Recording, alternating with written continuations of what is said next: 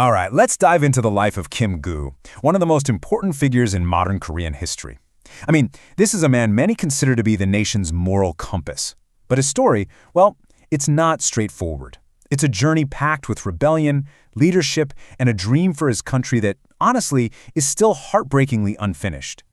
So, we have to start with these words, his most famous quote. Because this isn't just some nice-sounding phrase, it's literally the key to understanding his entire life. You see, for Kim Gu, a country's real strength wasn't about having a huge army or a ton of money. It was about the power of its culture. This one idea drove every single thing he did. And that brings us to the central question of his life, right? How does a kid who started with nothing, and I mean nothing, no status, no money, a disgraced family name, how does he become the moral beacon for an entire people? To figure that out, we've got to go all the way back to the beginning. Okay, so our story really begins with where he came from. A past that was so heavy, so difficult, that he eventually just threw it away and chose a new name for himself, a name that would become his life's mission. You know, Kim Gu was born into this wild contradiction. On one hand, his family line went all the way back to royalty, the very last king of the ancient Silla dynasty. But, on the other hand, they were also descended from Kim Ja-jam, who was one of the most infamous traitors in all of Korean history. And because of that one ancestor, his entire family was stripped of their status, looked down upon, and basically forced into poverty. And when I say poverty, I don't just mean they were struggling, it was life-threatening. Kim Gu actually wrote this shocking line in his autobiography. He remembered his family being so poor that his mother thought his death might be a kind of mercy. I mean, just let that sink in. That wasn't a lack of love, it was a sign of the absolute, crushing desperation of his childhood. So, instead of letting this past define him, he completely rejected it. The young man, who was born Kim Chang-am, chose a new name, Bekbem, and he created it himself. He took Bek from the word for the absolute lowest class in society, and Byam, which means an ordinary person. His new name was basically a public declaration. I stand with the common people. And that became his guiding principle for the rest of his life. So you can imagine, growing up like this, it lights a fire in you, a kind of rebellious spirit that would totally define his early years. For Kim Gu, injustice wasn't some abstract idea, it was something he lived with every single day.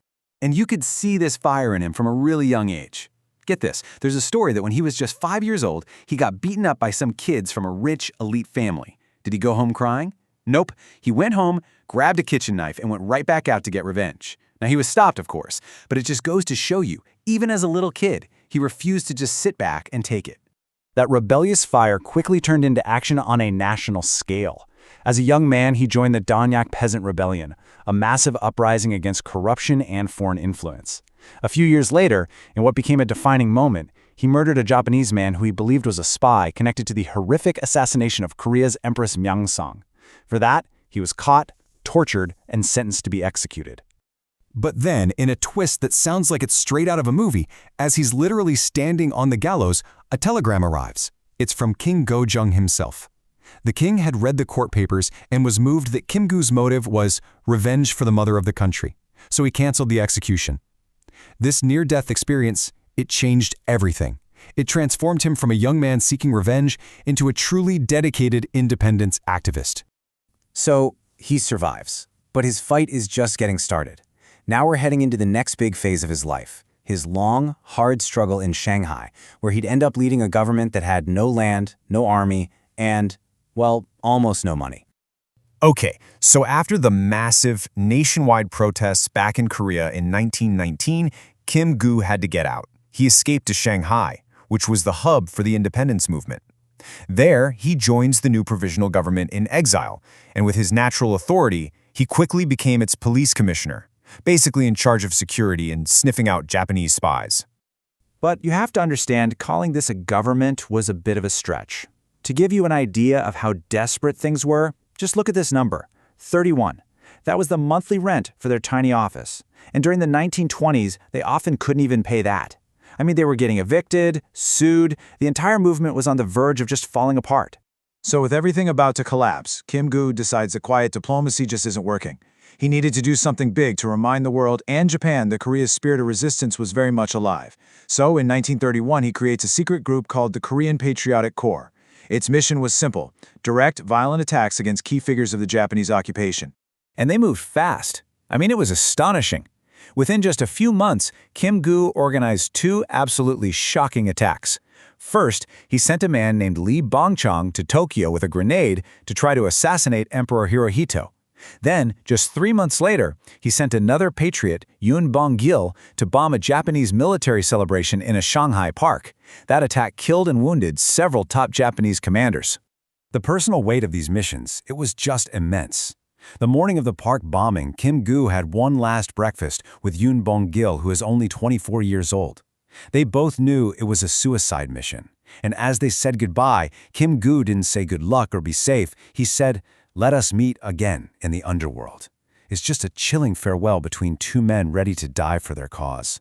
Now, these attacks absolutely reinvigorated the independence movement. But the end of World War II in 1945, well, it didn't bring the celebration he'd fought for his whole life.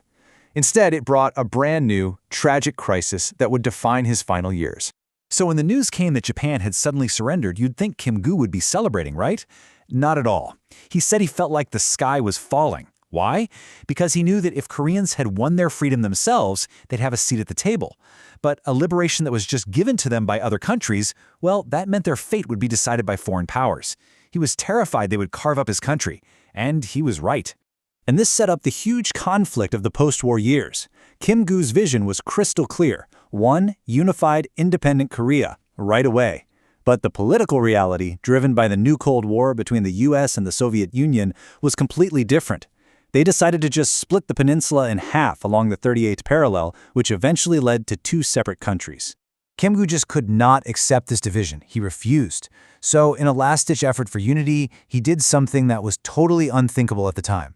In 1948, he actually traveled north to Pyongyang to negotiate directly with the communist leaders, including a young Kim Il-sung.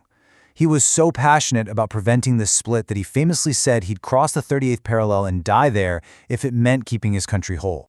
But this desperate gamble, like so much of his struggle, was doomed to fail. And that brings us to the final, tragic chapter of his life, and the story of his unfinished dream. The talks in Pyongyang fell apart. A separate government was officially established in South Korea against everything he had fought for. Now, having opposed this division, he was seen as an obstacle. And then, on a summer day in 1949, a South Korean army lieutenant walked into his home and shot him dead, silencing the loudest voice for a unified Korea. So his political dream of one Korea wasn't realized in his lifetime. But his spirit, that's a different story. His greatest legacy today is his incredible autobiography, the 백범 일지.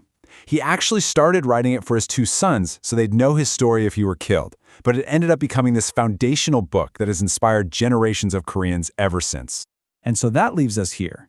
Kim Gu's dream was never just about land. It was about a unified people with a beautiful, noble culture. On a peninsula that remains tragically divided, his life forces us all to ask, what is the legacy of that unfinished dream today, and what could it mean for Korea's future?